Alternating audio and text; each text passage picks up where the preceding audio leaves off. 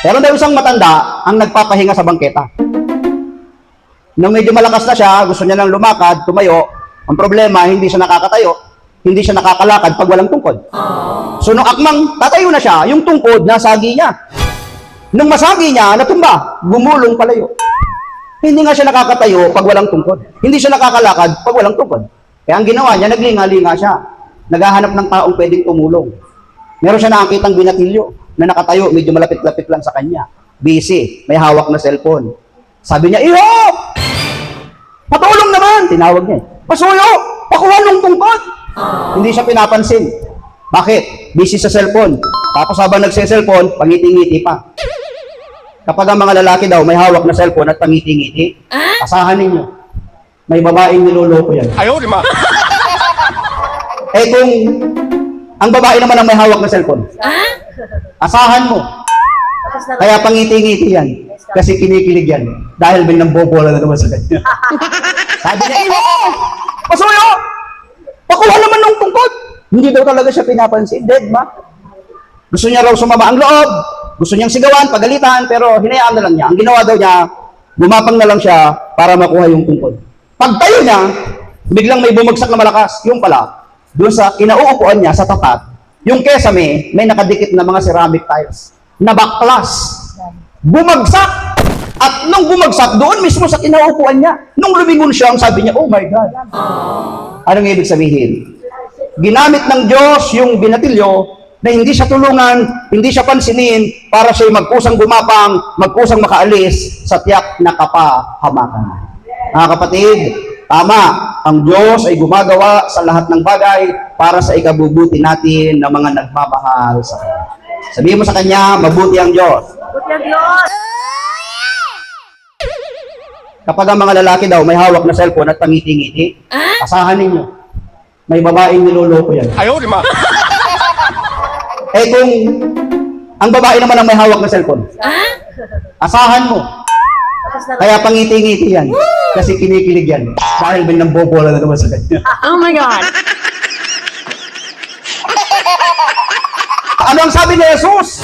Ang pupuno, ang magpapasya, ang magpukontento sa atin ay walang iba kundi ang tinapay na siya ang tinutukoy niya. Siya ang dapat nating kainin, tanggapin. Mga kapatid, sinasabi na ang mga Hudyo hindi kumakain ng hilaw na karne.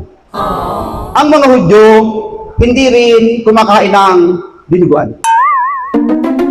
Ako, hindi po ako kumakain ng dinuguan kapag walang puto. Pero pag may puto, Ayaw, di ma. so, tapos ngayon sasabihin ng Panginoon, malibang kainin niyo ang aking laman at inumin ang aking dugo, ay hindi kayo magkakaroon ng buhay. O, papasok na tayo sa pangalawang puntos. Ano yung kaninang puntos? Pagkain. Dalawang uri ng pagkain, mayroon sa John 6, literal na tinapay at sa Jesus na tinapay ng buhay. Yung tinutukoy ni Jesus na malibang kainin niyo ang aking laman, inumin ang aking dugo, ang ibig kong sabihin niyan ay ang kanyang kamatayan, ang kanyang gagawing pagsasakripisyo. Sapagkat bago sila kumain ng tupa, ng asno o baka, bago nila makain yan, kailangan mo nang patayin, lulutuin, at yung dugo iwiwisik sa tao at iwiwisik sa lupa. Ganun ang kanilang sistema eh. So ang tinutukoy po ng ating Panginoong Hesus dito ay ang kanyang pagsasakripisyo, ang kanyang pagbubuhis at pagbibigay ng kanyang buhay. Kaya nga ang sabi niya, malibang kainin ninyo ang aking laman, inumin ang aking dugo, ay hindi kayo magkakaroon ng buhay na walang hanggan. At ang sino mang kakain ito at iinom ay hindi na mamamatay.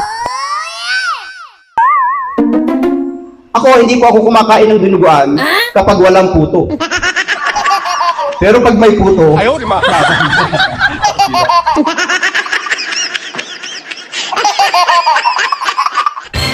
sa bahay, ewan ko lang ha, sa inyo, hindi naman kami karinderya, pero nauubos yung kutsara at saka tinidor. Hindi kami karinderya, pero minsan nawawala yung mga plato, platito, manggo.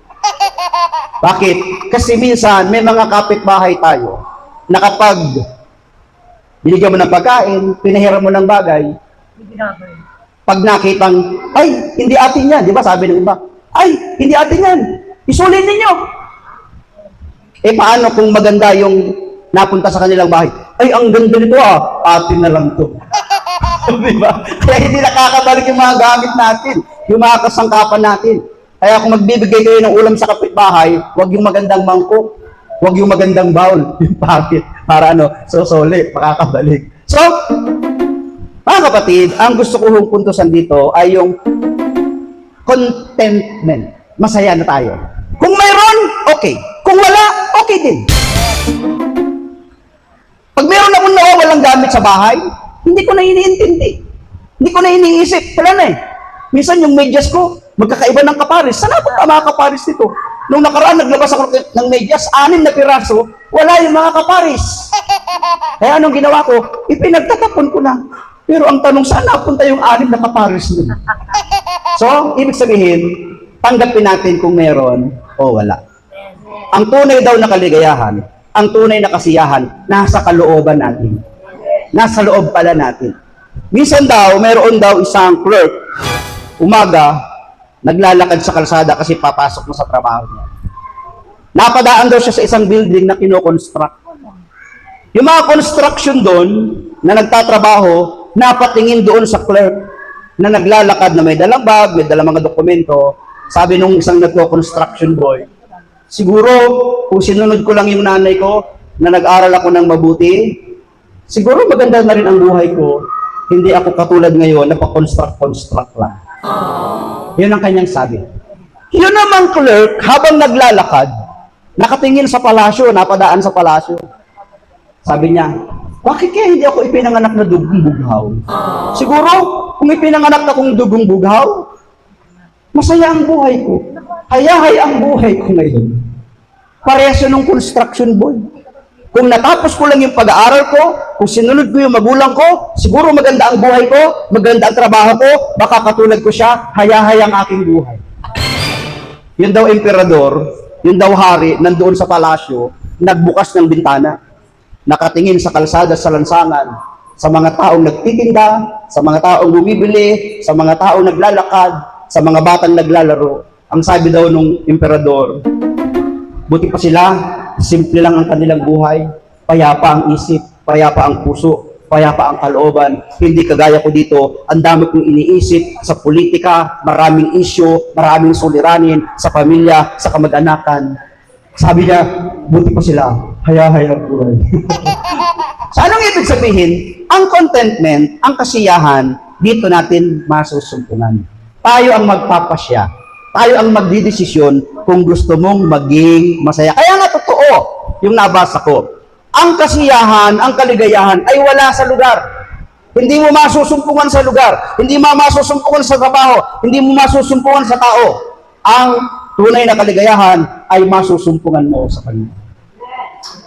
Masusumpungan mo sa Kanyang mga salita. Masusumpungan mo sa Kanyang presensya. Masusumpungan mo sa Kanyang mga aral.